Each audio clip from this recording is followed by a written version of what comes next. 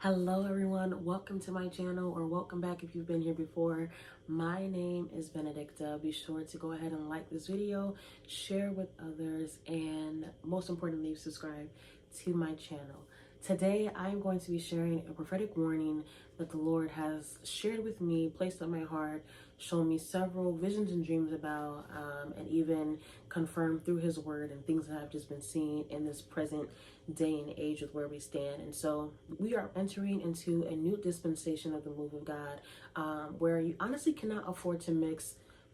You honestly cannot afford to miss what is about to happen next. Many of you can already see that the nation is shaking, right? And I'm talking about America.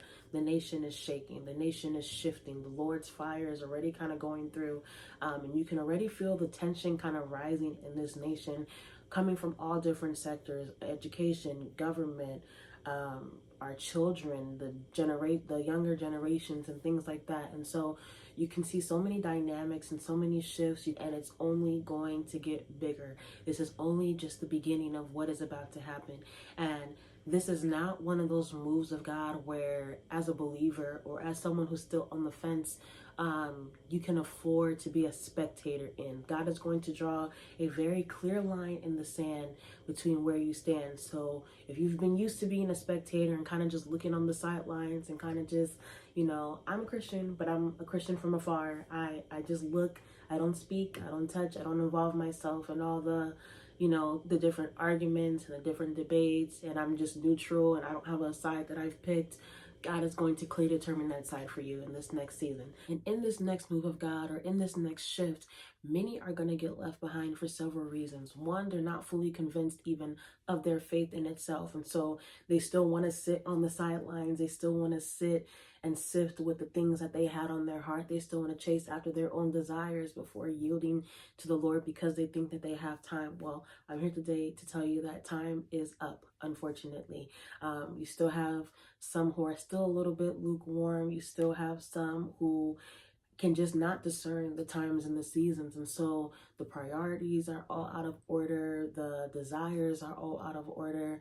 There's just like a lack of consecration, a lack of fear of the Lord. And so it is my prayer that if you're still on the fence, if you're not fully convinced, if you feel like you've been a spectator, you've been silent, or you've been deciding, what parts of the knowledge of Christ you agree with, it is my prayer that you come into a full understanding of the knowledge of Christ. And if you're lukewarm, my prayer is that the Lord lights fire under your feet and that you become undeniably hot and on fire for the Lord.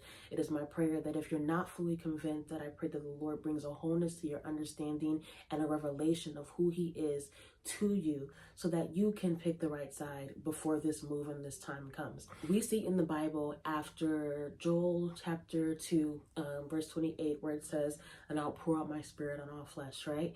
We are in that time where the Lord has clearly poured out his spirit on all flesh. You see all sorts of people from all different walks literally catching the spirit. You see people who are literally, and I believe the pandemic was really just the shift in the beginning of that, right? But you see people from all over, all sorts of different walks. Doesn't matter what kind of life they were living before, they caught the move of God in that season. But there's still some who have not caught the move, who, even though the Lord has poured out his spirit, they have not caught or received what has been poured out.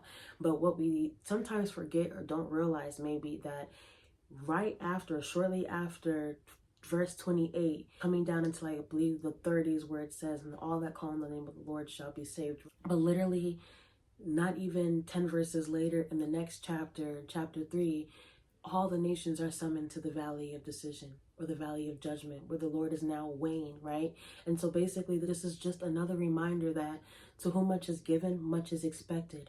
And so as the Lord has poured out his spirit on all flesh across the nations, there is an expectation that you do much with what the Lord has poured out, what he has provided. In this next move of God, this is not going to be one of those moves where you can kind of dwindle with the expectation. You can kind of, fiddle your fingers and wait till you feel like you're ready to do what he's called you to do with that expectation. Or you can kind of put it on the back burner and wait for him to come back around to you. And so this is not going to be one of those movements where you can say, "Oh, I'll catch up to you guys." The Lord specifically showed me this I'll catch the next bus mentality in a dream. And so, funny enough, we had just finished a powerful prophetic training program, and I don't think I was really a part of the program. I was kind of just like looking at everything that was happening, but um, everybody, the program is now finished. Powerful impartation, powerful training. Everyone's equipped, everyone's ready, everyone's packed up and ready to move on to their next season. There's this big yellow school bus comes to pick everybody up except for one student that I have to go find inside. This person is literally like in the room, made the bed. The season has clearly come to an end, and the suitcase that the guy is packing is empty. And he's taking his time as if he even still has time. He's still, he's packed all these shoes, which is really just representing all these different like pathways and things and desires that he was, ready to go walk in, that really weren't in alignment with where he was supposed to be walking in or where the Lord was sending him. All sorts of colorful kind of sneakers and things like that. But his actual suitcase was empty. Long story short, this bus leaves him behind with all the different paths of preparation that he's prepared for himself after this time or encounter in the presence of the Lord, or after this specific movement of God. He gets left behind. He gets left behind. And this man is literally in this house for years. Like literally his years fleets past him. All the years that he spent planning, all the desires that he had on his heart, literally none of them even come to pass, because for the rest of his years, this man spends physically stuck in this home. By the time the next bus comes around, passing back through that movement, passing back through that space, we are now carrying the same man who was literally younger than me when the dream had first started, who is now old, gray-haired, bent over, walking with a walker. We're carrying all his bags and everything out of the building for him because he doesn't even have the capacity to carry that weight anymore. Jesus. He doesn't even have the capacity to carry that weight anymore. And so here we are carrying his load out of the door for him as he's carrying himself now to this bus and moves on to the next season. And so my prayer is that that does not become any one of you, that you do not miss what's about to happen next because you're so set on what you want to accomplish in this season. Like I said earlier, there's no more room for spectators. You're either on this side or you're on this side. You're either on the Lord's side or you're not on the Lord's side. But there is no I'm neutral. There is no more I'm silent. There is no more, that's none of my business. The Lord's business is your business. There's no more deciding when the word of the Lord applies to you and when the word of the Lord does not apply to your situation or your life. There's no more of that. And so my prayer is that in this next season, we all align ourselves to the will of God for our lives. My prayer is that none of us get left behind in this next season.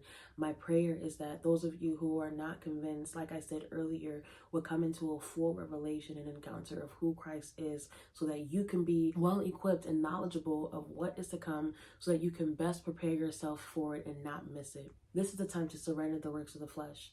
And so anything that is taking the place of your obedience to Christ has to go. Many of us are serving and using our service as reasons or ways or gateways of disobedience, right? We try to replace our obedience to Christ with specific instructions that we've received from him in the name of our service, in the name of our sacrifice, when really nothing trumps your obedience to Christ. Nothing trumps obeying and fulfilling the word of the Lord that he's given directly to you. And so my prayer is also that we would surrender the works of the flesh in this season and give up every weight, throw off every weight that is slowing us down, so that we can truly run the race that is set for us. If God has given you specific instructions or has told you to do something, I want to take this moment to tell you that now is the time. Like, there is no more time to wait. There is no more time to figure it out. There is no more time to prepare yourself. There is no more time to equip yourself. No more classes, no more training, no more conferences. Just go. Just start and just go. Like my spiritual parents would say, it's not ready, steady, go. It's go, steady, ready. We need to get out of this mindset of what readiness looks like and stop being over analytical and striving for perfectionism. That's never going to be a standard that is really acceptable to Christ, because we are never going to be perfect to him. Otherwise, we wouldn't need Christ. The standard is excellence, and you can do that by the workings and the grace of the Holy Spirit. So I just want to encourage you to go forth today. If you are looking for a sign, if you've been asking God for a sign, this is your sign. Go forth and be all that God has called you to be. Go forth and obey the will and the word of the Lord for your life in this season. And my prayer is that we do not miss what is next. Do not become the man or the woman whose years fleets past them, whose years run past them, and are stagnant and stuck in the same position for a significant time of your life because you decided what you wanted to do in a specific season was more important than what God was telling you to do in that specific season. And so, again, do not miss it. Do not get left behind. See you next time.